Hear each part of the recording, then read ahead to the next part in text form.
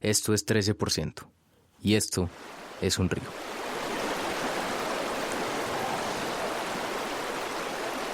El que están escuchando es el río Güéjar, en el departamento del Meta, en Colombia. Como muchos de los ríos de Colombia, el Güéjar es espectacular. Es un verde único y atraviesa un cañón del que a ambos lados se desprenden cascadas.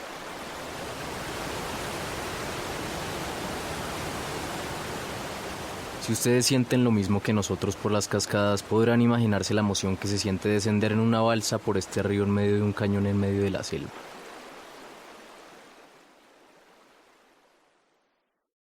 Emoción, bueno, no era precisamente lo que William Rivera sentía unos años atrás.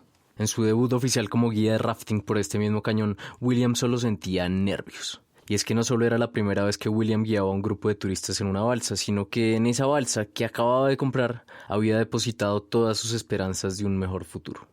Cuando nos preguntaban en el río, ya cuando estábamos en el río, les decían que tenía experiencia, sí, que claro, nosotros ya tenemos experiencia para bajar por el río. Nosotros no podía crear esa desconfianza al cliente. Sabíamos eso, y pues bacano ir para abajo. Pero la charla técnica duró como 1 minuto y medio la mía. Escasamente me presenté y di 3 comandos de remada y se acabó la parla. Bloqueado y sudando. Me temblaban las manos y los pies. El rafting no es precisamente la actividad más peligrosa del mundo, pero no deja de tener sus riesgos. Lo mínimo que esperaría uno es que le expliquen qué hay que hacer si la balsa se llegara a volcar y todo se pusiera oscuro y uno empezara a tragar agua. Pero William, tan nervioso como estaba ese día, a duras penas se acordó de presentarse. Y el señor de la agencia supervisando. Estaba dentro de la balsa. No, él estaba ahí porque aquí está el embarque y él se para allá y se para a ver cómo yo daba la charla técnica. Claro, y eso, mayor presión para mí. Claro, él cuando se vino acá para el pueblo y le dijo a Jefferson de que esa charla técnica había sido lo más mediocre y lo más malo que se había quedado muy preocupado con los clientes, porque obviamente que es una responsabilidad grande. Y el man quedó muy preocupado y Jefferson también, pero igual salimos de ahí para abajo. No, gracias a Dios nos fue súper bien contra las rocas, pero no botamos ningún cliente, todos contentos, felices, y nosotros mamados. Sí, nos fue súper bien ese día. Pues Jason, el otro chino, también salió bueno para la guianza y nos fue súper bien. Y ese fue nuestro gran despegue. Ahí para adelante. Están escuchando 13%, un podcast en el que exploramos las historias de una minoría especial, esa que no odia los lunes ni espera impaciente a que llegue el viernes, las historias del 13%. Nosotros somos Andrés Acevedo y quien les habla, Nicolás Pinzón. Bienvenidos.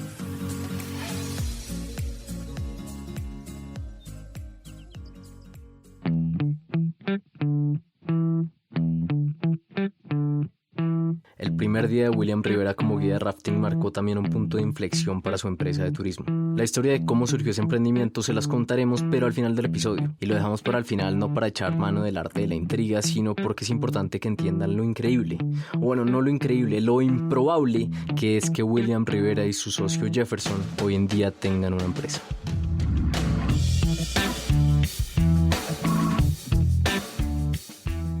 Parte 1. Una tormenta en plena selva.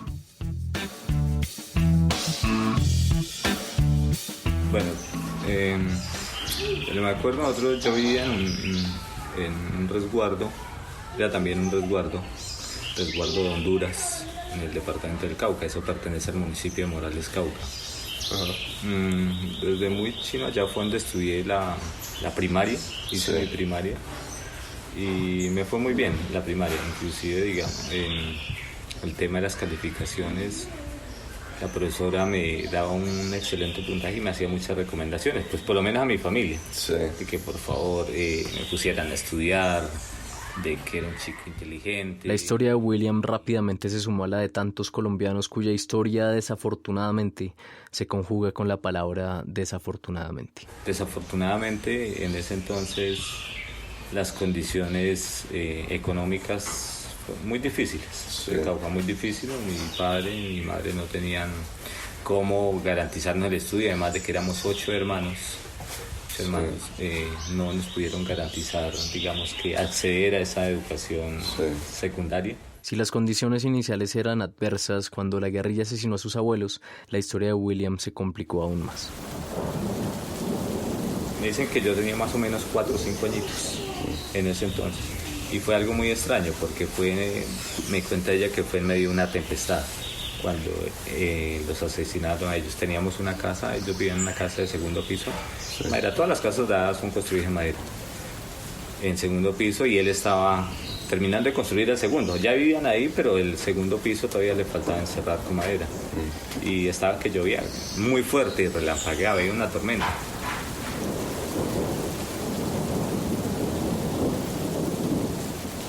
Y a él hicieron varios disparos y nunca los escuchamos porque se confundió con la tormenta. O sea, dicen ellos que fue algo tan calculado, o sea, con un trueno, que no nos dimos cuenta. Solamente mis hermanos, tengo un hermano que es mayor que yo, Jorge, ellos estaban en el primer piso y ellos cuando empezó a chorrear sangre arriba del segundo piso, al primer piso, y entonces subieron a mirar y ya estaban asesinados.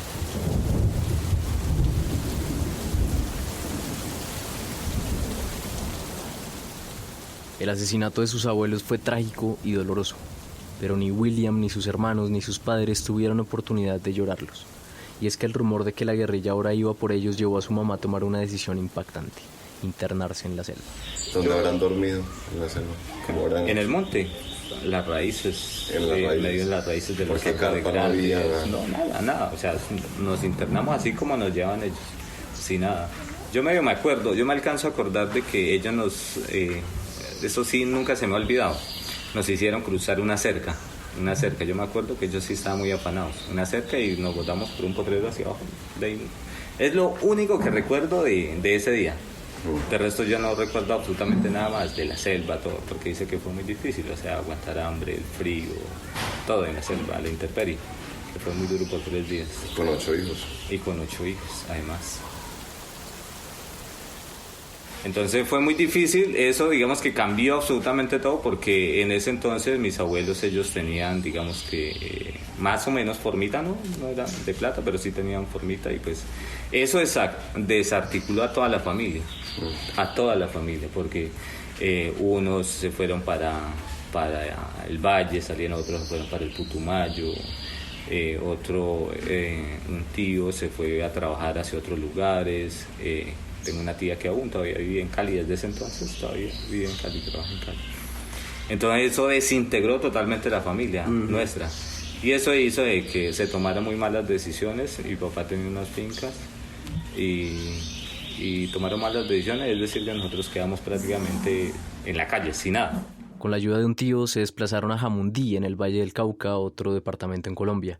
Allá su padre empezó a trabajar como mayordomo de una finca. Y quedamos así, con los brazos cruzados, totalmente. Y mi papá trabajó un tiempo, y nosotros crecimos, le ayudamos.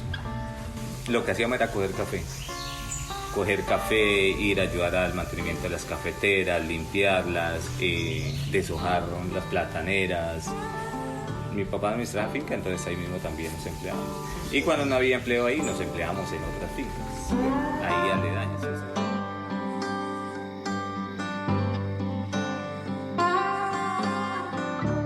Pero fue muy difícil porque en ese entonces pues no teníamos casa, vivíamos en arrendo, lo que trabajamos era para los gastos diarios, trabajamos para sobrevivir en ese entonces. ¿Y las jornadas eran duras? Claro, son duras. Una jornada, por ejemplo, para coger café era más o menos de 6 de la mañana, usted salía 6 de la mañana y terminaba por ahí tipo 5 o 6 de la tarde también.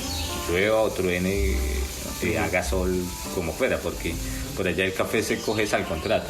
Es decir, que si usted coge 10 kilos, pues eso le van a pagar. Pero si usted coge 100 kilos, pues obviamente que los ingresos van a ser más altos, estoy de acuerdo. Entonces, lo que hacíamos nosotros era esforzarnos por trabajar más el tiempo que el día, aprovecharlo al máximo, para que nos rendiera obviamente que más. Entonces, de esa manera era una de las formas en las que subsistíamos.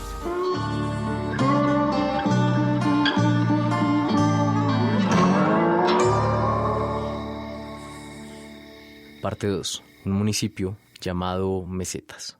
O sea, es raro, la primera vez que usted nos dijo, fue raro que una familia del Cauca llegara al Meta, ¿sí? Que es atravesar el país. ¿Por qué llegaron al Meta? Ya había familia, por ejemplo, nosotros llegamos en el 2004 más o menos, mi hermano en el 98. Ya habían familias acá, inclusive desde el 75, años 75, fueron los primeros paisanos que llegaron acá al departamento del Meta. Y eso se dio pues en el marco de también, igual que nosotros, o sea, la gente buscando nuevas oportunidades.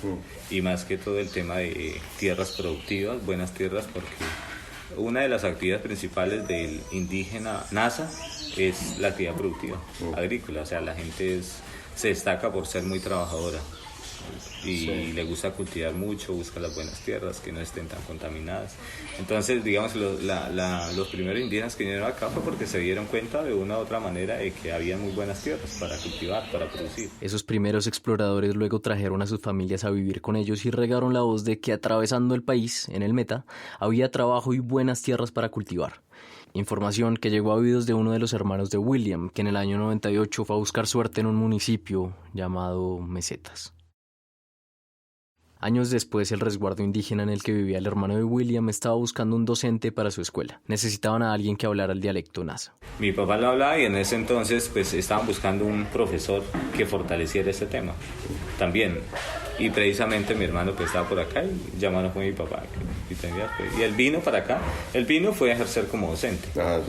Por eso él vino para acá. ¿Y se los trajo usted? Claro, sí, nosotros. Pues ya estaba mi hermano acá, entonces pues vamos para allá también. Después de 12 años de vivir en Jamundí, cuando ya se había acostumbrado a vivir ahí, la tiranía de las oportunidades llevaba a William a dejar atrás el territorio que había aprendido a llamar hogar. Y inclusive hubo un tiempito en que pues venía acá también, yo personalmente venía y iba a San Antonio y así me la pasé desde el 2005. ¿Y para usted ese cambio era como que lo quería, le daba igual o qué? No, fue duro, claro, ese cambio fue duro porque es que el tema de cambiar de un territorio a otro y más, nosotros estamos acostumbrados, pues no teníamos plata, no teníamos nada, pero estamos acostumbrados al tema de que, por ejemplo, en San Antonio las vías eran, o sea, todas las veredas donde vivíamos, todo eso tenía vías, acceso, las vías terciarias, entonces pues uno estaba acostumbrado a andar en moto, en carro. En cambio, para venir acá teníamos que caminar 2 horas. Por ejemplo, 1 hora en carro y todavía hasta el resguardo. Tengo que caminar 2 horas. Claro, porque yo aquí de Mesetas y fue difícil ese cambio, fue difícil. Pero y más difícil fue cuando mataron a mi hermano acá, que pues hacía poquito. Inclusive mi hermano en el 2005 él llegó acá, por primera vez llegó acá y a los 15 días lo mataron. O sea, él llegó y lo mataron. Entonces fue muy duro esa partecita porque además de que estábamos muy nuevos acá, o sea, y asesinan, muy buenos días, asesinan a mi hermano y eso pues nos marcó a todos, fue un tiempo muy difícil, no solamente para nosotros, más para mi mamá. En ese entonces yo pensé que mi madre se iba a morir, ya que enamorada, fue muy duro, fue muy difícil. En el 2004, lo que sucedía en Mesetas era materia de las peores pesadillas. Mesetas fue uno de los 5 municipios que hicieron parte de la zona de distensión, una porción del territorio colombiano que se le otorgó a la guerrilla de las FARC mientras se adelantaba un proceso de paz. La zona de distensión no solo derivó en el fortalecimiento de las FARC, sino que incluso cambió la agricultura de la zona. De plataneras y cafetales se pasó a sembrar hoja de coca.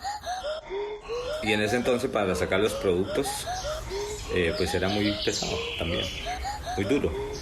Y pues cuando llegó el tema de los cultivos ilícitos vieron de que era muy rentable, el tema de los ilícitos es muy rentable y que pues para sacar usted 1 kilo de coca es muy sencillo, entonces la echa a un morral y salió.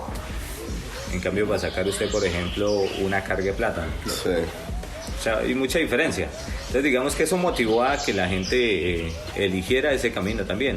Y pues estaban dadas las condiciones porque no había ejército, no había policía, no había quien les dijera absolutamente nada.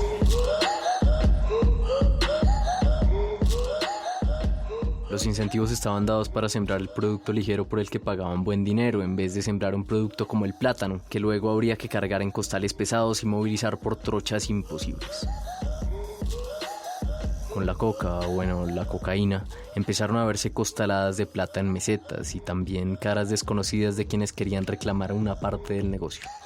los paramilitares también empezaron a ingresar a estos territorios, porque es que el tema de cultivo ilícito, ustedes lo saben, que se lo guerrean los grupos armados más en por el control del mercado, de la venta y la compra. Entonces eso generó mucho conflicto.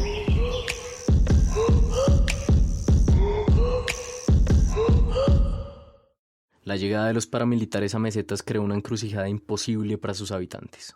Si su merced no salía al pueblo, usted permanecía internado en la selva y se demora mucho tiempo en salir, pues usted lo catalogaban como guerrillero. Y si usted salía mucho acá al pueblo, estaba saliendo constante y regresando, y si usted salía y regresaba era porque acá no le hacía nada. Entonces si usted iba allá, venía acá al pueblo y retornaba a la guerrilla, entonces también te estigmatizaba y te acusaba de ser auxiliador del ejército, de la policía o de los paramilitares. Pues imagine que hubo un tiempo de que los hombres de resguardo no salían, hubo un confinamiento. Sí. O sea, salían solamente las mujeres, porque las mujeres por sí casi no eran tan estigmatizadas.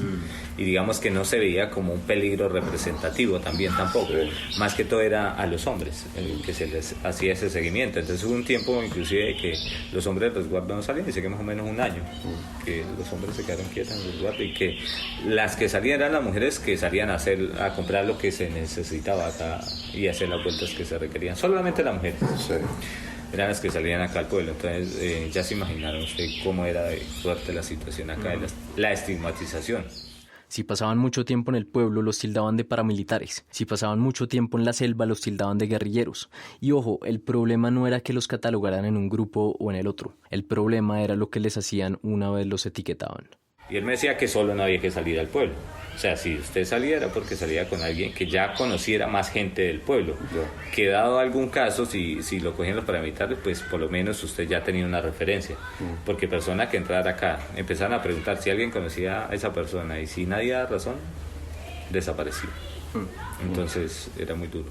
La idea de que en cualquier momento pueden matarlo a uno por el simple hecho de estar en un lugar es aterradora. Lo que tuvieron que soportar los habitantes de Mesetas era parecido a una pandemia, solo que 1000 veces peor. Sus vidas no solo eran tremendamente limitadas, solo podían ir de la casa al colegio, del colegio al mercado y del mercado a la casa, sino que además, si estaban donde no debían estar, los podían matar. Era tan grave la situación que uno de los habitantes de Mesetas nos contó que romper la monotonía de esa vida gris, por ejemplo jugando un partido de fútbol en el parque, se sentía como si se estuviera jugando la vida. Imagínense eso. Que jugar un partido de fútbol en el parque sea poner en peligro la vida. Lo cierto es que uno se lo puede imaginar, pero nunca podrá sentir, y ojalá sea así, lo que sentían quienes vivían en medio de la guerra. ¿Cómo es, William, vivir en medio de la guerra? ¿Qué detalles nos podría dar de eso? ¿Cómo se vive? La guerra es algo de que si tú no la vives, usted no alcanza a entender la magnitud y el problema psicológico que se le crea a la gente, a las familias. Una vez estaba con mi hermano Yesid y mi padre, estábamos limpiando una cafetera, porque yo cuando llegué empecé a sembrar café, porque a mí me gusta trabajar también. Empecé a sembrar en una parte alta, una finca de la más alejada del resguardo. Y el conflicto estaba total, pleno esplendor, digámoslo así. Y estábamos trabajando en esa parte alta cuando de un momento a otro llegó un helicóptero, llegó una avioneta y empezó a rondarnos así, encima una avioneta.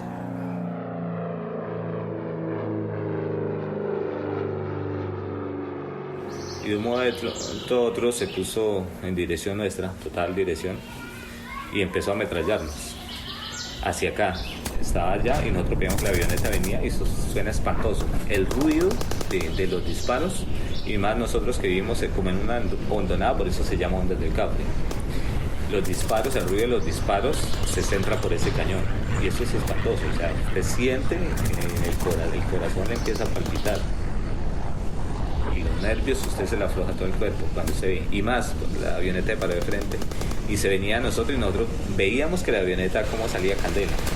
En pleno día, pleno 11 de la mañana, salía candela.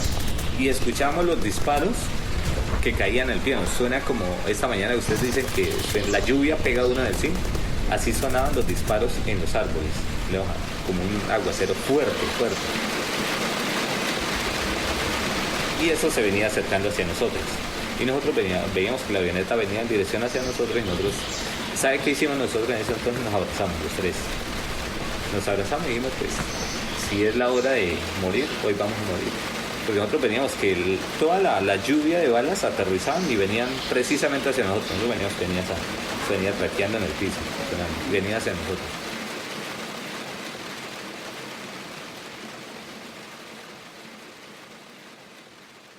Y gracias a Dios no era el día, porque como a 10 metros pasó la ráfaga por encima de nosotros. Por encima pasó mochando café, por la parte de encima, y eso levantaba tierra apenas. Y mi mamá estaba en la casa como a 300 metros y nosotros lo que hicimos fue empezar a bajar lentamente, porque si corríamos era peor. Pues, hasta ese entonces nos estaban ametrallando, pero si corríamos nos podían lanzar bombas y todo eso. Entonces nos fuimos lentamente para la casa y la avioneta nos seguía ametrallando. Hasta que llegamos a la casa y mi mamá estaba casi desmayada porque pensaba que nos habían matado. Antes de continuar con la historia de William, una pausa. Hola, soy Andrés Acevedo, soy cofundador de 13% y en esta pausa quiero contarles sobre 13% sin atajos. 13% sin atajos es el punto de encuentro de las personas que quieren crecer y avanzar en su carrera profesional y que quieren contribuir más. Es una comunidad de aprendizaje y les podría contar sobre las tertulias que hacemos, sobre los clubes de escucha que tenemos, sobre el podcast privado que está disponible allí, pero quiero hacer énfasis en para quién es 13% sin atajos. 13% sin atajos es para esa persona que está convencida que aprendiendo de temas nuevos, conociendo gente nueva, interactuando y reflexionando, puede ensanchar la vida y sobre todo puede aprender a navegar el trabajo.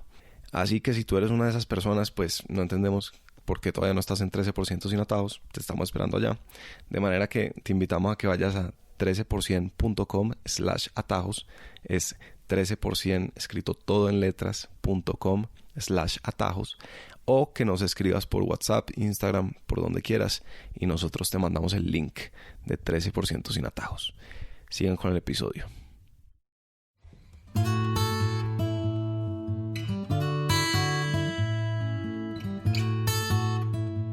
Estamos conociendo la historia de William Rivera, indígena nasa originario del Cauca que por la guerra en Colombia terminó viviendo en Jamundí, en el Valle del Cauca. Allá en la vereda de San Antonio, William pasó su adolescencia, una que estuvo marcada como la de tantos colombianos por la necesidad de trabajar para sobrevivir. Durante muchos años trabajó como jornalero, recolectando café en jornadas largas y arduas. En el 2004 a su padre le ofrecen ser docente en un resguardo indígena cercano a Mesetas, un municipio en el departamento del Meta azotado por la violencia. Ese verbo azotar se queda corto frente a la situación insoportable de violencia que se vivía en Mesetas. A los 15 días de haber llegado a Mesetas, el ejército, en medio de lo que luego se conoció como los falsos positivos, asesinó a un hermano de William. Cuando mataron a su hermano, William se devolvió para Jamundí y juró que nunca iba a volver a Mesetas. Mi papá y mi mamá pues seguían acá. Y la verdad yo seguía a la deriva, allá. O sea, yo no me veía con futuro ni nada de eso. Ya seguía igual que siempre, o sea, trabajando, jornaleando. Pero en Jamundí. En Jamundí, sí, en San Antonio. Para los fines de semana solamente para ir a jugar, a beber con los amigos, sí, y todo eso era mi vida. Toda la plata ahí. Claro, y uno trabajaba para eso. En Jamundí había menos violencia que en Mesetas, pero William se sentía estancado. Estaba enfrascado en el mismo ciclo. Trabajaba de lunes a viernes y lo poco que ganaba se lo gastaba los fines de semana en los billares tomando trago. Era un ciclo que imposibilitaba el progreso y ni hablar de mejorar su calidad de vida. Claro, porque es que cuando, digamos en el 2010 ya tenía, ¿cuántos años tendría? Porque ahorita voy a cumplir 40. Iba a cumplir 30 creo que años, sí, 30 años. Creo que sí, cuando me vine para acá. Entonces digamos que uno ya a esa edad y seguir en la misma de siempre, sin nada, absolutamente sin nada. Sin nada, pues uno ya como que empieza a mirar de que pues si seguimos en la misma, ¿cuál es el futuro? Sí. Y obviamente las oportunidades sí las busca uno también. Porque inicialmente cuando decidí quedarme acá era mirar a ver cómo lograba yo salir adelante, cómo lograba surgir, pero también apoyar mucho a mi familia. Porque igual mi papá era docente, pero pues igual no teníamos nada y no me veía futuro. Entonces yo dije, pues me voy a ir para allá a ver, quién quita que pronto las cosas cambian. Sí. con la certeza de que si seguían las mismas no iba a parar a ningún lado y con la esperanza, algunos podrían decir ingenua, de que las cosas en Mesetas podrían cambiar, William retornó al lugar al que había jurado nunca volver. Parte 3. Sentados esperando clientes. En el 2010, William Rivera vuelve a Mesetas y se interna en el resguardo indígena con los oídos alerta y los ojos bien abiertos ante cualquier oportunidad que pudiera surgir. La buena noticia es que cuando la oportunidad apareció, William, que en Jamundí había tenido experiencia organizando eventos deportivos y hablando en público, estaba preparado para asumirla. En el 2011, el resguardo decide participar en política y ve en William a su candidato ideal. Cuando empezamos a organizar el comité de deportes, nosotros reactivamos la parte deportiva allá y empezamos a organizar torneos y todo eso. Sí. El comité lo organizamos y ellos me eligieron como secretario, entonces yo era el que me encargaba de redactar las actas, entonces íbamos y nos sentábamos y yo empezaba a escribir y redactaba las actas. Y ahí cogió cancha. Exactamente, y eso me hizo coger canchita y más confianza también. Pero al mismo tiempo usted trabajaba como jornalero. Claro, sí, al mismo tiempo, claro, porque eso era algo pasajero, o sea, era un trabajo social que hacía uno porque nos gustaba. Sí. Lo hacíamos. Entonces, yo llegué acá ya, digamos, con un poquito más de experiencia en ese tema. Y sí, ellos decidieron apoyarme y sí, hicimos el ejercicio. No logramos la curul, eso sí. Yeah. En el 2011 no lo logramos. En el 2011 la campaña de William al Consejo de Mesetas fue fallida, pero en el 2014 lo logró. Emocionado de poder mejorar las cosas en su comunidad, William rápidamente se llevó una gran decepción de la política. Por un lado era frustrante, no era el espacio para lograr los cambios que se imaginaba, y por el otro lado lo dejaba inquieto, no se trabajaba lo suficiente para alguien de su energía. En este municipio pues se hacen 4 periodos de sesiones ordinarias, solamente 4 periodos, es decir que sesionamos 4 meses. Y el resto de los 8 meses pues quedamos sin hacer nada. Entonces pues como teníamos tiempo suficiente con Jefferson también, porque ambos llegamos al Consejo Municipal, entonces en un momento dado se dio la posibilidad de estudiar, pues pensamos nosotros estudiar algo.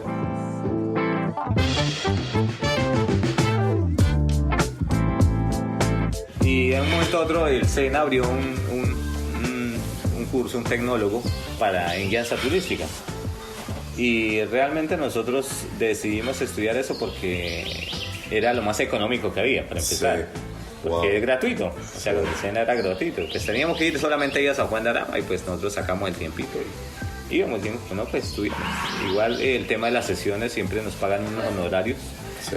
Y pues dijimos, pues ahorremos y estudiamos. Y sí, eso hicimos. En todo el proceso del estudio pues empezamos a conocer realmente el tema de turismo y eso sonaba muy chévere, sonaba muy bueno. Junto con Jefferson, su amigo del consejo, William empezó a estudiar turismo. Estudiaban en realidad para aprovechar el tiempo, no porque tuvieran planes de crear algo. Inclusive cuando empezamos a estudiar fue porque queríamos aprovechar el tiempo, solamente eso. Pero también cuando iniciamos a estudiar pues se dio todo el tema del proceso de paz. Entonces eso también, digamos que ya después de estar allá estudiando y empezar a conocer cómo se maneja el tema de turismo, empezamos también a visionar. Ya fue ahí cuando empezamos a mirar, bueno, bacano, esto es lo que estamos haciendo. Y si sabemos por qué no lo implementamos allá en nuestro municipio, si estamos aprendiendo esto, ¿por qué no lo implementamos allá? Con el proceso de paz surgían nuevas oportunidades. Mesetas, a donde antes no se asomaba nadie, ni siquiera los propios habitantes, ahora empezaban a recibir curiosos que querían descubrir qué había en aquel lugar que durante tantos años había permanecido fuera de límites.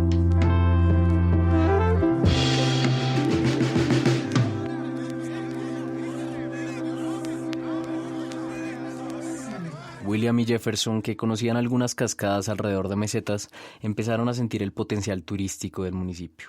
Ya conocíamos una cascada que es en Cafetales con Jefferson. Sí. Y otras cascadas que sí ya las conocían. Algunas no las conocíamos, la mayoría. Pero decíamos, allá, esto tan bonito, de pronto algún día se dé la oportunidad y podamos llevar gente a conocer esos sitios. Sí, sí, eso sí. Entonces en el marco del estudio nosotros empezamos a proyectar, nos decimos, sí, realmente puede ser una buena alternativa, puede ser una buena oportunidad. Y más que estábamos estudiando ese tema.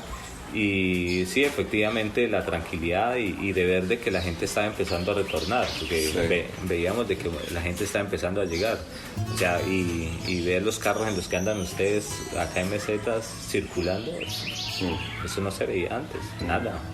Entonces empezamos a ver que ese tipo de carros pues empezaban a llegar al municipio. Estos son turistas. Si esto sigue así, más adelante puede tener una buena acogida. Y seguíamos hablando con Jefferson de que sí, queríamos trabajar, hacer algo. Y hablábamos y nunca materializamos la idea. O sea, porque ya cuando empezamos a estudiar, nosotros empezamos a hablar sobre el tema de aprovechar esa oportunidad. Y duramos como un año con la idea, casi un año, con la idea de querer trabajar, de hacer algo y de legalizarnos, que era lo primero. A la idea de William y Jefferson le sucedió lo que suele sucederle a las ideas. Quedó atrapada en sus cabezas y no parecían encontrar el impulso para materializarla. Porque era Jefferson y yo, y él me decía, sí, hagamos esto, y yo le decía, sí, socio, hagamos eso, sí, vale, bien, sí. Pero nunca decíamos, mañana lo hacemos, o no nos poníamos una fecha. Decíamos, no, mañana vamos a legalizar los papeles, mañana vamos a Cámara y Comercio, miremos a ver cómo nos apoyamos, a que nos asesoren, cuáles son los papeles que necesitamos. Sí. Nada, no así, sí, todas las ganas, pero no materializamos, no nos poníamos una fecha, un plazo, no.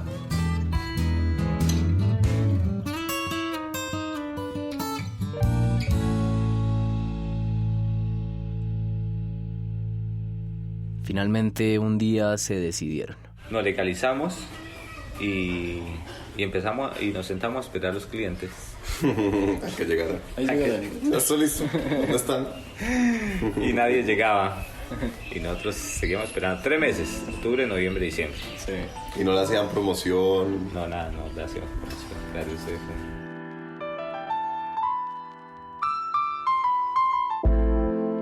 Solamente estamos esperando que llegara, porque inicialmente nosotros lo que queríamos era hacer guianzas para llevarlos a Cafetales, que era la cascada más reconocida. Okay. Pero como no llegó nadie, yo en diciembre, no, yo me voy para la finca. Estoy acá haciendo nada, yo en la finca tengo mucho trabajo. Sí. Ya tenía la finca arriba. Trabajo como de cultivo sí, tenía cultivo de café. No, yo me voy para la finca. Acá yo lo que hago es gastar plata todos los días en este pueblo, porque así es el pueblo. Claro. Y si usted no tiene plata, pues usted no come.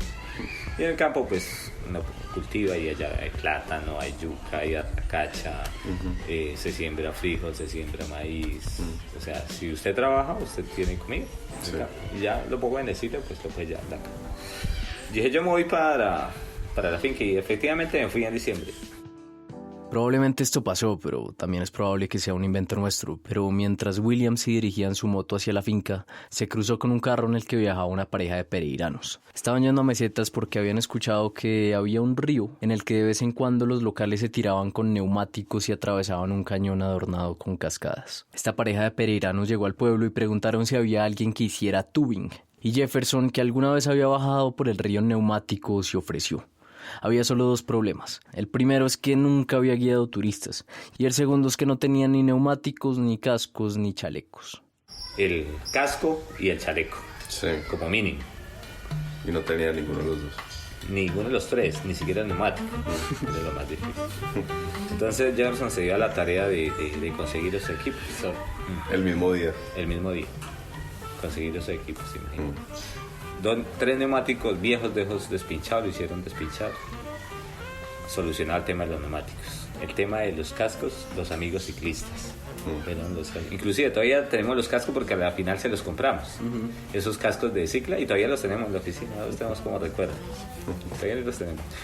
Los chalecos, pues, ¿quién utilizaba chalecos salvavidas acá en el pueblo? En ese entonces nadie conocía un chaleco salvavidas acá. Entonces eso fue lo más difícil, pero a la final se le alumbró la mente. La defensa civil de tener chalecos, claro, fueron allá. Y sí, creo que primero nos los prestaron. Y nosotros casi nos adueñamos de esos chalecos porque ese era nuestro elemento de trabajo. Creo que nos le quedamos como un mes con esos chalecos hasta que al final molestaron y tocó devolverlos. Pero porque pues los necesitamos. Después de 3 meses, William y Jefferson por fin tenían sus primeros clientes. Y aunque la idea inicial era hacer recorridos por las cascadas de las zonas, pues al ver que la gente estaba interesada en bajar en neumático por el río, le sumaron el tubing a su oferta turística. En ese momento, William seguía en su finca, en el resguardo. Era Jefferson el que se había echado la empresa al hombro y quería saber si William seguía firme o no. Me vine para acá, para el pueblo. Vale. Lo busqué, nos sentamos a dar. Yo he hecho esto. yo creo, me dijo, yo creo que esto tiene futuro. Dijo, yo creo que esto nos puede ir muy bien. Algún día vamos a conseguir plata, me dijo con esto. Es así, todo folclórico, ¿no? Yo quiero conseguir plata y algún día lo vamos a hacer. Pero si usted no está acá, yo no voy a trabajar por usted, ¿sí? Yo no voy a trabajar por usted. Así que decida de socio si usted quiere seguir haciendo parte de esto, o páseme su carta de renuncia. Yo continúo solo. Vamos a trabajar. Así él estuvo todo. Y yo le dije, no, vamos a trabajar. Dígame qué hay que hacer. Me dijo, no, pues ya. Se pusieron a trabajar. Compraron más equipos para hacer tubing y empezaron a bajar casi a diario por el cañón del río Huejar.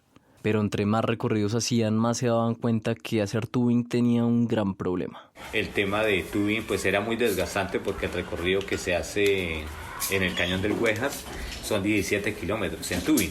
Y yo les comentaba de que, por ejemplo, para usted ir en tubing, pues usted va solo en el tubing, en el neumático, y usted tiene que avanzar es con sus propias manos, con su propio esfuerzo. Sí. Y esta parte roza con el neumático, y la gente que no lleva use manga larga que pega unas ampollas. Dios mío, eso era un trabajo muy desgastante, duro. Y para los guías era muy duro también. ¿Por qué? Porque los guías tenían que jalarlos. O sea, si el turista no avanzaba, el guía tenía que jalarlo. Usted se imagina jalar en ese cañón cuando ventea. Dios mío, esos guías salían abajo muertos. Y los turistas también. Porque gente que no era acostumbrada a eso. Entonces cuando ya la gente, sí, seguimos bajando en tubing, pero era muy duro, realmente muy duro. Los clientes, pues obviamente los clientes poco nos empezaban a recomendar porque era muy duro el trayecto. Ya no hacíamos el cañón del Cafre, que es Pórtico 3, sino hacíamos el de 17 kilómetros. Entonces en verano fue muy duro. Y el tema del tubing empezó a bajar. Y empezaron a preguntar mucho por rafting, para hacer descenso en el cañón del río Huejar. Y pues no teníamos los recursos, Jefferson y yo, nadie, iguales de condiciones. Al ver que cada vez eran menos los clientes de tubing y que al mismo tiempo la demanda para rafting crecía y que ellos no tenían el dinero para comprar equipos de rafting, algo iba quedando claro. Que si no hacíamos algo realmente, o sea, estamos condenados a desaparecer, porque el tema de tubing ya, ese no era el fuerte. Sí. O sea, la gente quería hacer el rafting y preguntaba por rafting. Y a pesar de ser tan nuevecitos, la gente llamaba ya a preguntar por rafting. Eso fue... Realmente nosotros estuvimos muy afortunados porque ingresamos en el tiempo, ¿cómo se llama? Perfecto para haber entrado en el tema de turismo. Porque estaba la temporada. Entramos entonces, que nunca se había dado, además.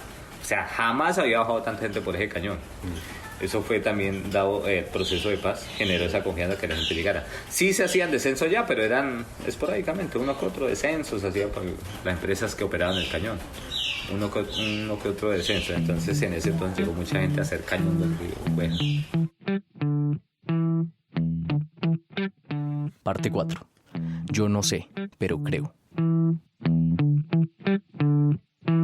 Hicimos las cuentas más o menos y necesitamos un promedio de 25 millones para hacer la adquisición de estos equipos, porque son muy costosos. ¿Pero de dónde? En su momento de mayor necesidad, cuando parecía que su naciente empresa tendría que cerrar y que se iba a reafirmar lo que William ya intuía, que la fortuna no lo favorecía, le entró una llamada.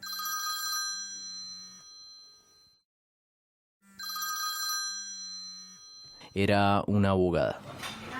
Una abogada de la que William ya se había olvidado. La última vez que la había visto, la abogada había quedado en presentar una demanda contra el Estado colombiano por el asesinato del hermano de William. Eso había sido hace 13 años. La abogada tenía noticias. La familia de William acababa de ganar la demanda contra el Estado y a él le correspondía una parte de la indemnización.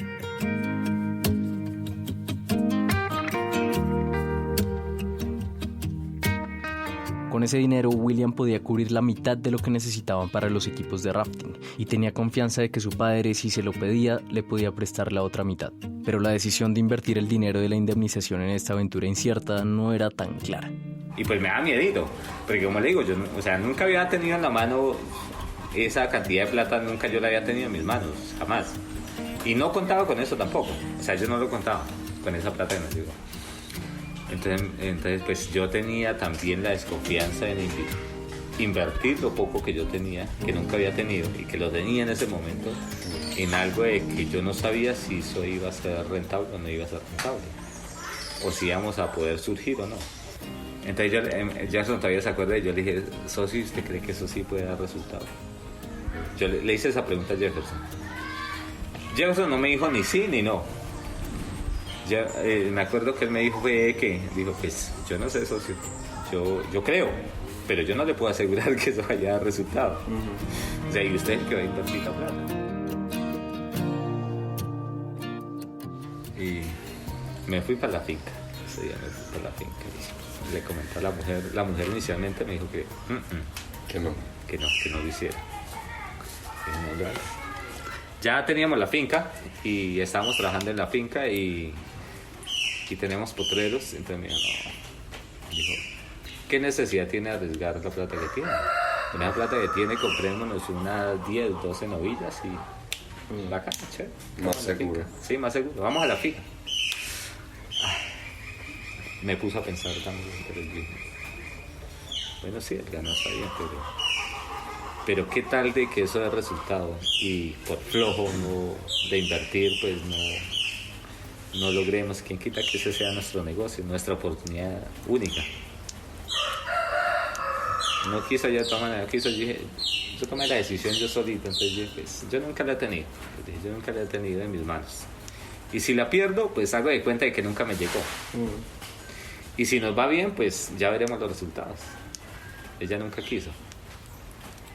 Me tocó tomar la decisión para mí solito. Regresé para el pueblo, bajé. Aquí está la plata. Mi papá efectivamente me prestó la plata. La otra parte necesitaba. Y bajé con la plata. Yo le dije, vamos a invertir, voy a invertir. Vamos a pasajito. Dijo, ¿verdad, socio? Y dije, vamos a pasajito. Y aquí tengo la plata. Ahí con el bolsito, aquí tengo la plata. Vamos a mirar, vamos a conocer cómo es el manejo de ese negocio. Y vamos y hacemos rafting, nunca lo habíamos hecho.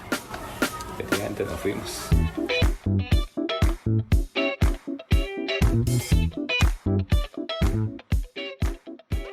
Estuvimos 3 días allá, hicimos rafting, el señor muy bacano nos enseñó, nos explicó cómo más o menos se operaba, nos enseñó a reparar botes.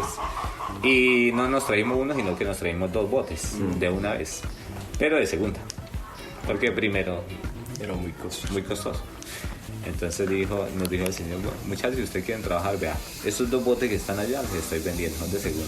Se los garantizo, están buenos todavía, se veían viejos, se veían desgastados. Pero me dijo, no se preocupen, yo les aseguro que esos botes, ustedes con los botes tienen para trabajar 5 años más. Y si ustedes no se paran con esos botes, no se van a parar. Dijo, no se preocupen, le garantizo los botes. A pesar de lo viejos, compraron los botes. También compraron unos chalecos y unos cascos viejísimos y emprendieron el viaje de vuelta. Nos vinimos más contentos nosotros con eso. En la terminal sudábamos con esos botes al espalda que los desinflamos y pues en la terminal para trastear de un bus a otro, claro, pues tenían que echarnos la lumbre.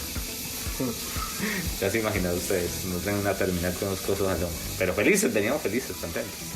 Imagínense ser un pasajero cualquiera en esa terminal y de repente ver a 2 tipos de 40 años encartados con una lona que estaban intentando montar a un bus que ya de por sí estaba atiborrado de gente. Un encarte. Pero esa apreciación habría sido demasiado simplista y perdería de vista lo que realmente estaba pasando. Jefferson y William con un sueño a costas.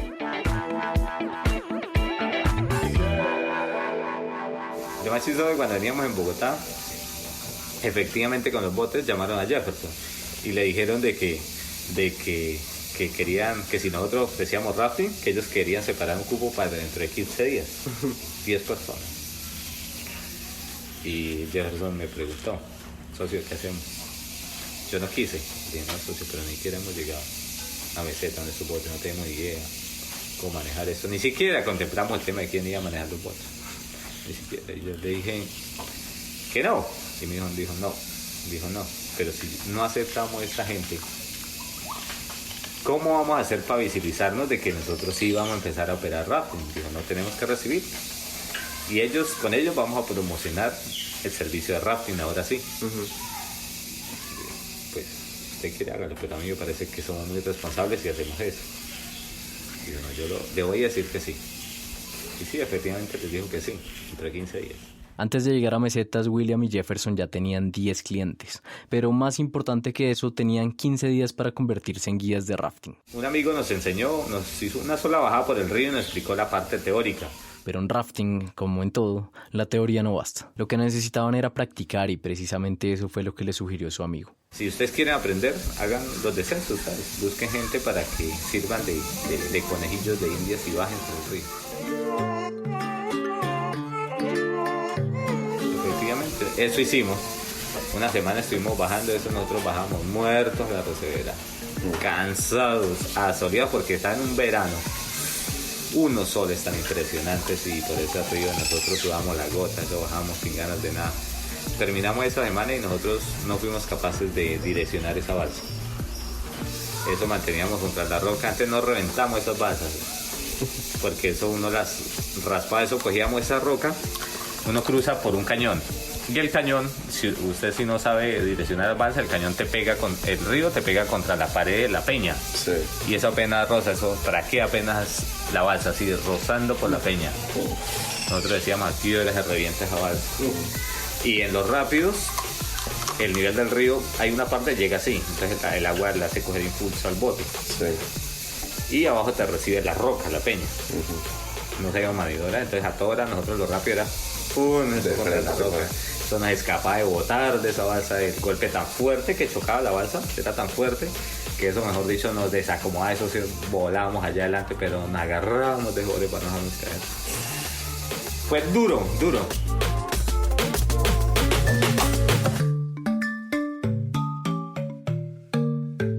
Y terminamos esa semana de entrenamiento y nosotros más aburridos con Jefferson, que definitivamente no habíamos podido. Y yo más aburrido porque yo era el que había colocado la plata y pero mi papá había prestado otra plata. Entre nosotros mismos que nos toca hacer, darnos ánimo entre nosotros y volver a la siguiente semana con los chicos del río. El problema es que el remanso, cuando el rápido termina, empiezan las aguas quietas. Y cuando el remanso termina, se forman unos eddies. Y esos eddies te atrapan y te ponen a voltear. Si usted no sabe sacar la balsa ahí, usted sufre para sacar la balsa de ese eddy, porque el eddy te amarra la balsa y te pone a dar vueltas. Y nosotros eso era lo que nos mataba. La siguiente semana empezamos a ver que nosotros teníamos ritmo, de que empezamos a direccionar un poco la balsa más o menos. Eso sí, seguíamos estrellando las piedras fuerte, pero empezamos a ver que sí podíamos direccionar la balsa. Eso sí, chorreábamos la gota. Eso es como más que boleando machete todo un día. Sudaba, pero por la camisa nos pegaba de sudor, esos totalmente sudados, bañados en sudor. Porque nosotros lo utilizamos era la fuerza bruta, no utilizamos la técnica para darle dirección a la balsa. Y sí, llegaron los 15 días, el plazo que teníamos para bajar los clientes, claro. Nosotros más felices ese día. A mí me tocó hacer la primer guianza. Una cosa era darse contra las piedras con los amigos, pero otra muy diferente con los clientes a bordo. A William le tocó hacer la primera guianza y cuando le preguntaron si tenía experiencia, él respondió... Cuando nos preguntaban en el río, ya cuando estábamos en el río, decían que tenía experiencia, sí, que claro, nosotros ya teníamos experiencia para bajar por el río. Nosotros no podía crear esa desconfianza al cliente. Sabíamos eso, y pues bacano ahí para abajo. Pero la charla técnica duró como 1 minuto y medio la mía. Escasamente me presenté y di 3 comandos de remada y se acabó la parla. Bloqueado y sudando. Me temblaban las manos y las piernas. Y el señor de la agencia supervisando. Claro. La balsa. No, él estaba ahí porque aquí está el embarque y él se para allá y se para a ver cómo yo daba la charla técnica. Claro, y eso mayor presión para mí. Claro, él cuando se vino acá para el pueblo y dijo a Jefferson de que esa charla técnica había sido lo más mediocre y lo más malo que se había quedado muy preocupado con los clientes, porque obviamente que es una responsabilidad grande. Y el man quedó muy preocupado y Jefferson también, pero igual salimos de ahí para abajo. No, gracias a Dios nos fue súper bien, contra las rocas, pero no botamos ningún cliente, todos contentos, felices y nosotros mamados.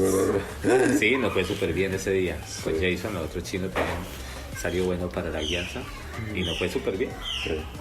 Y ese fue nuestro gran despegue. Ahí para adelante.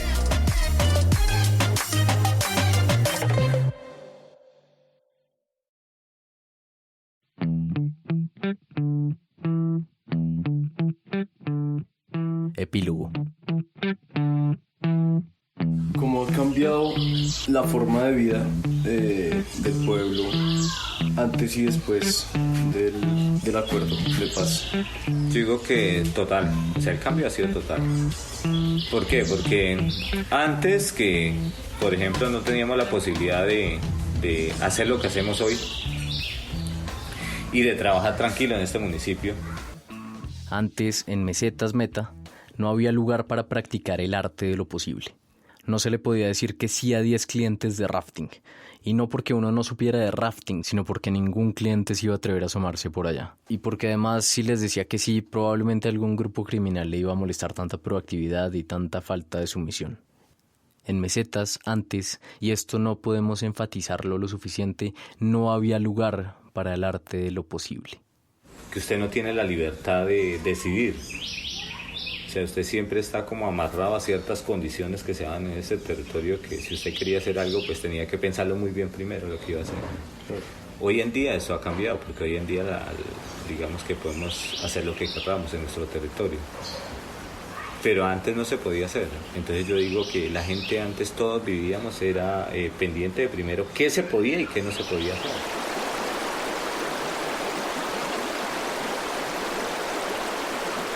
O sea, la gente del campo común y corriente de pronto se percibe, obviamente que se percibe y se nota el cambio, pero no se toca mucho el tema. Ya. No. Solo hablamos entre nosotros que estamos inmersos en estos temas de emprendimiento, entonces nosotros decimos, qué diferencia, ¿verdad? Total. Si no hubiese sido por ese tema de los acuerdos de paz, ni en sueños estamos haciendo lo que estamos haciendo nosotros. Entonces eso sí lo hablamos entre nosotros. Son muchas las reflexiones que la historia de William puede suscitar. Nosotros les proponemos una desde la perspectiva de 13%.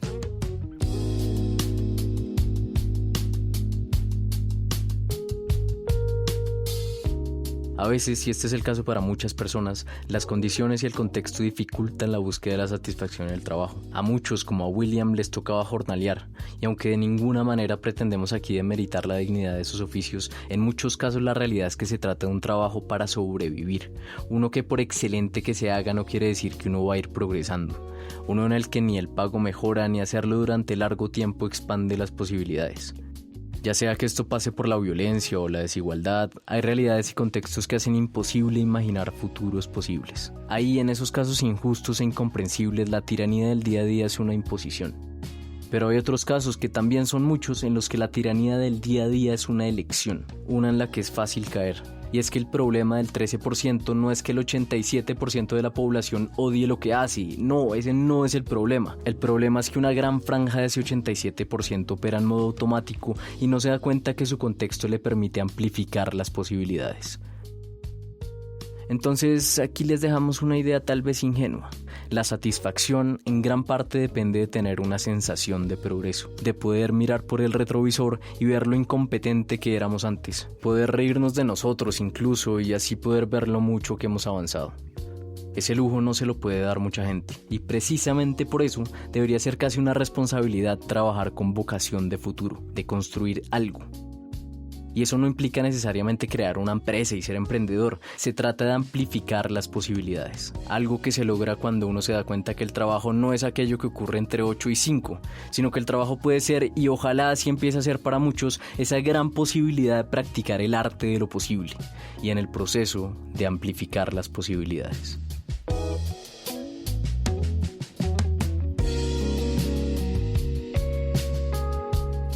Hay otros temas que no los habíamos contemplado porque siempre habíamos pensado era en nosotros, solamente en nosotros. Pero en el transcurso del trabajo que venimos haciendo nos dimos cuenta de que podíamos generar muchas oportunidades, no solamente en nosotros, sino en las personas de este municipio, que hacen parte de la cadena de valor. En este caso, los restaurantes, los transportadores, los guías, el alojamiento, digamos que son muchas cosas que entran en la cadena de valor que comprende brindar un servicio de turismo. Nosotros lo que le decimos a ellos, algún día ustedes quieren tener su propia empresa, su propio emprendimiento, cuente con nosotros. Nosotros siempre lo que decimos, no los vemos como una competencia, un nuevo emprendimiento, los vemos como unos aliados. que necesitamos para mejorar la capacidad y la capacidad operativa que tenemos en el municipio, porque tenemos claro de que si esto sigue así como va, esto va a tener mucha acogida, y nosotros no podemos abarcar toda esa cantidad de gente que va a llegar a nuestro municipio. Entonces necesitamos más emprendimientos locales para poder de así dinamizar más aún la economía y mejorar mucho más la calidad de vida de muchas otras personas, tener más alcance. Entonces no somos egoístas ni envidiosos para nada. Si podemos servir en algo, yo creo que en esta vida lo que le queda a uno en la conciencia y que lo hace sentir uno bien es usted poder contribuir a que la gente pueda surgir también. Yo creo que eso es muy importante y muy gratificante, y eso estamos haciendo. Antes de despedirnos queremos contarles el origen de este episodio, que es bien particular. Estábamos de paseo con unos amigos de vacaciones, no teníamos en nuestros planes ni grabar ni nada. No conocíamos la historia de Mesetas ni teníamos idea que íbamos a toparnos con William. Obviamente al conocerlo y tener con él largas conversaciones por un par de días, supimos que teníamos que contar su historia. Pero tenemos que decirles una cosa, la naturaleza que hay en Mesetas, en el Meta, es absurdamente increíble, nada se le parece. El paseo habría valido 100% la pena si no hubiéramos conocido a William y tantas personas increíbles, así que se lo recomendamos a tope. Vayan y por favor cuiden ese sitio, seamos buenos ancestros. Las cascadas, el río y el cañón son fascinantes. Así que vayan, y por supuesto con William y su empresa, que se lo merecen todo. La empresa se llama Turem, Turem. Díganles que 13% los mandó y mándenle saludos de nuestra parte. Pueden encontrarlos en Instagram como @corpoturem. No vamos a decir nada más, los dejamos con el gran William Rivera. Oiga, William, usted ha sido afectado por el conflicto, pero no se le siente como si tuviera como rencor. Usted es un tipo como tranquilo, o por lo menos así se expresa. Sí, digamos que todo lo triste está pasando. Todos los tiempos pasados que nos afectaron, que fueron muy tristes, a través del turismo lo que tratamos es de sanar esas heridas también. ¿Por qué? Porque es que pues, cuando usted hace algo que a usted le gusta, que a usted le apasiona, usted olvida todo ese pasado y se concentra en el presente y se proyecta hacia el futuro. Entonces yo hoy en día me alegra mucho abordar este tipo de temas ya, aunque no dejo de sentir el dolor aún, porque cuando abordamos estos temas siempre es difícil, aún todavía, y más cuando tiene que ver con la pérdida de los seres queridos. Pues, es difícil, no deja de doler, pero eso no significa que ahora ya yo tenga ese rencor. Duele, sí, duele, pero no significa que ya yo le falta rencor hacia la gente que hicieron cantidad de atrocidades, no solamente a las fuerzas militares, sino a los paramilitares, a la guerrilla, no, nada. O sea, yo trato de curarme interiormente a través de lo que hago, porque si yo sigo almacenando ese odio, ese rencor, a la final soy yo el que voy a salir perjudicado, porque no voy a tener paz, no voy a tener tranquilidad. Entonces, a través de lo que hacemos, lo que tratamos es de dejar todo ese pasado oscuro, triste que hubo, y enfocarnos en el presente.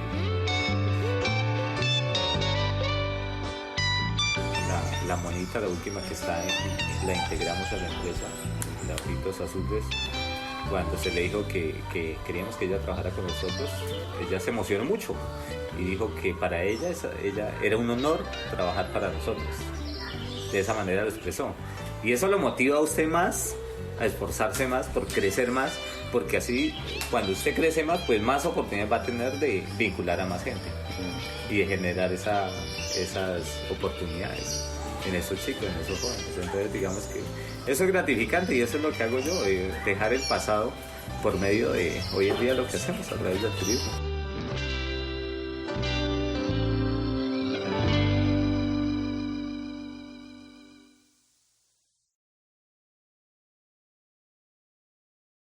Si les gusta 13%, seguro les va a fascinar 13% sin atajos. Un espacio virtual en el que cada mes exploramos a fondo un tema para navegar mejor el trabajo.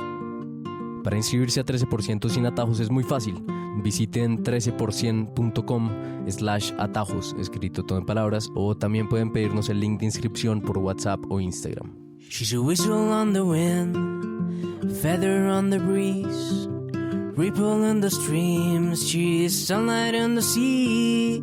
She's a soft summer rain falling gently through the sea, and I love her. Si les gustó lo que escucharon, no se queden con las ganas de compartir este episodio. Es además la mejor forma de apoyarnos. En las notas de este episodio están los links para saber más sobre 13%.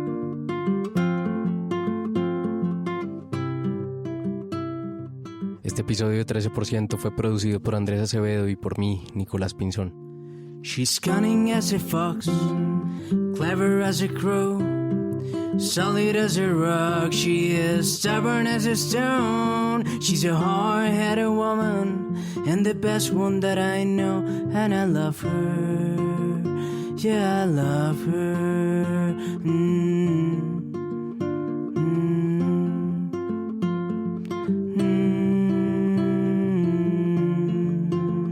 Como siempre, muchas gracias por escucharnos y hasta la próxima. She's cunning as a fox, clever as a crow, solid as a rock, she is stubborn as a stone. She's a hard-headed woman, and the best one that I know, and I love her.